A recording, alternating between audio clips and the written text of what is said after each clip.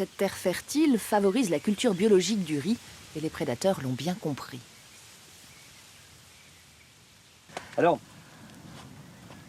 qu'est-ce que c'est que ces épouvantails blancs? En fait, ce sont effectivement des épouvantails. Parce que le riz, c'est une plante tropicale. Donc, quand on le sème, il faut qu'il y ait de la chaleur. Donc, on va semer le riz entre la fin avril et la première semaine du mois de mai. Et ça correspond exactement au moment où les flamants roses arrivent pour se reproduire. Donc, vous en avez des quantités incroyables. Et puis, ils sont là-haut, ils voient des masses d'eau et des chouettes en arrivent. Et le problème, c'est que le flamand, c'est un groupe. En général, ce sont des groupes.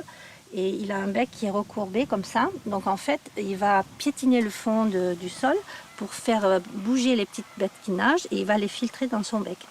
Donc des flamands, une dizaine de flamands qui se mettent dans une rizière, ils vont piétiner ça toute la nuit et il n'y aura plus un grain qui va survivre à ce piétinement. Je pense que la démarche d'avoir le meilleur produit, au-delà même des qualités organoleptiques, au-delà même du goût, c'est de se dire, pour mes amis, pour ma famille, pour mes clients, je veux donner le meilleur. Et donner le meilleur, c'est déjà une agriculture qui est faite de façon autrement. Et je voudrais vraiment préciser qu'en France, c'est vraiment...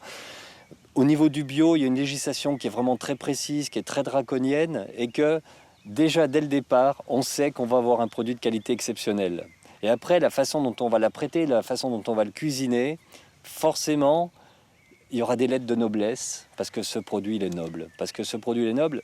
Et quand l'on connaît tout le travail de ces paysans qui, au quotidien, 7 jours sur 7, pratiquement 24 heures sur 24, sont à l'écoute du temps, doivent être en harmonie avec le lieu, c'est forcément des produits exceptionnels.